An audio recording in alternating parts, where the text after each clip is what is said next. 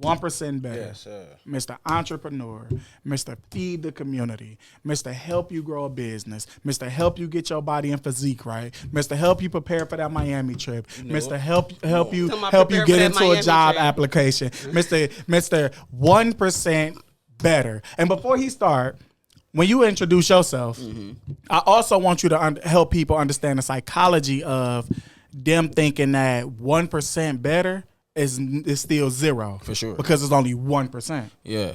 So we have Keyon Clinton in the building. Everybody including me.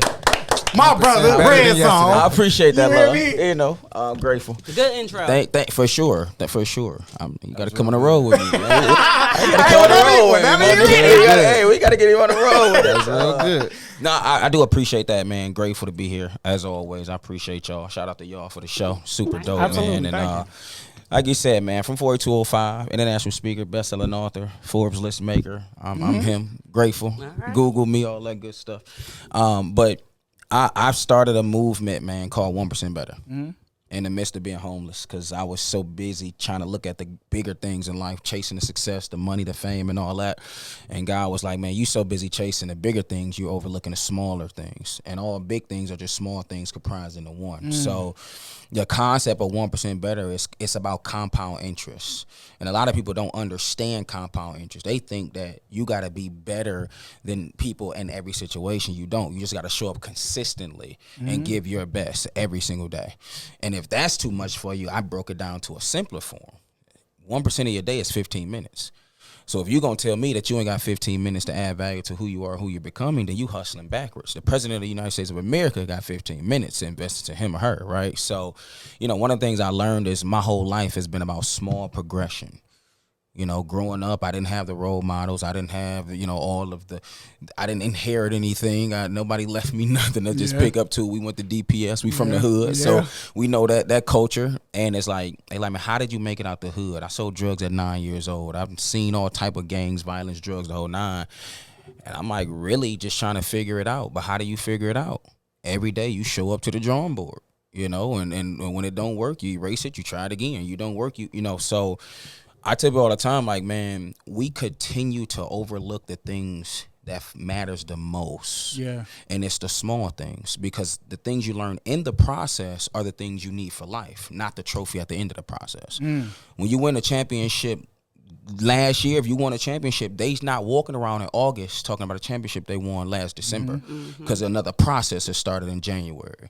And that's what 1% Better is. It's about learning the things in the process, so when you get what you need at the end of that road, it's like, but I learned how to stay consistent. I learned how to be disciplined. I learned how to take them L's on the chin and learn from them so that I can continue to go. And that's how I am now. So when people are, how you doing the speaking all over the world, the fitness and training, I'm like, all this happened one at a time.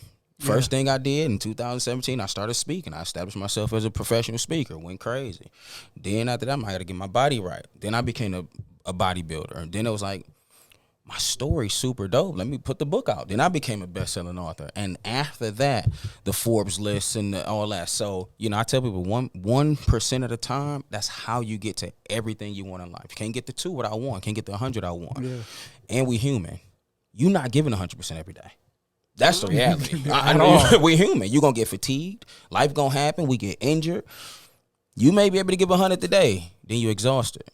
Now your best can be 60%. Your 1% can be 15%. But if that's your best, then that's okay. But the problem is we get so caught up in, I want the big things. It's like, well, if you continue to do the small things, right, the big things are always going to happen eventually, right? So that's what 1% is. And, man, since then, I mean, 15 countries, 35 states of impact, man, we just 1% at a time. You feel me? Like, I tell everybody, that's it. Like, it's 8 billion people in the world. If you had 1% of those 8 billion people giving you $1, that's 800,000 a year. Ooh. We trying to conquer the whole world. How about you get 1% first? 1% also keep you humble. You feel me? Like, so we always looking at the big things. I'm like, let me get 1% of the world paying attention to what I'm doing. And then I'm going to get them 800,000 and pay me $1. It's 800 grand. Because if you pay me $1, you'll pay me 10. I'm just that good, right? And if I get 800,000 people paying me $10, now my whole world changed for 3-4 generations. Yeah. Now that 800,000 pay me $1,000, Right, so it's like learning how to take 1% and really Scaling put it. that thing on a massive level. That's the way it works, and it's been changing not only my world, but we over 1 million people of impact in the last year. So Yeah. I'm grateful, man. Yeah. You feel me? Yeah. So I appreciate y'all for having me. That's Yeah. what's up. So let's talk to the people about. All right, last question, then we gonna get toxic again. I love it. Let's talk to the people about the fatigue and frustration that comes from. Yeah. See, a lot of people don't understand this. When you the first person to do something in your family, and you ain't got nobody to call and say, "Hey, bro, can you just put me in a room?" Yep.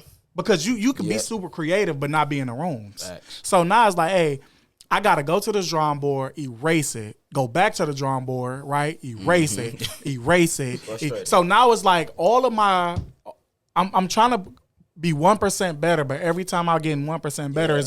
it's taking me back to zero. Yeah. Because I don't have that outlet as a young entrepreneur, a male, female, no matter who you are, Absolutely. they don't have that outlet to say, hey, bro, I got a business idea over here. Just come over here and we gonna put you on. Absolutely. So talk to the people about how it is to become super fatigued and super exhausted with trying to be just a point of a percent for better to forget the 20%. No, for real. Just the fatigue to even get in the room. Yeah. Talk to them people. Man, you have to understand the process.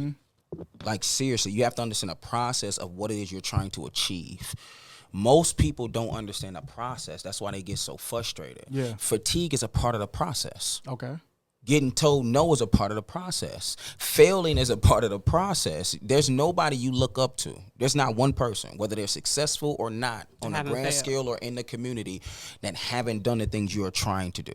Okay. But if you don't understand the process and you just see something from an outside looking in perspective, you Yeah. think started from the bottom, now I'm here. Yeah. Right? 0 to 100 real quick. That's not how it works. It's Yeah. 0, 1, 2, 3, 4, 5. Right? Right. So most people don't understand the process. So I teach all of my clients, anybody I talk to, about the process first. Let's understand where you're trying to go. It's like a puzzle. When you buy a puzzle, you see the big picture.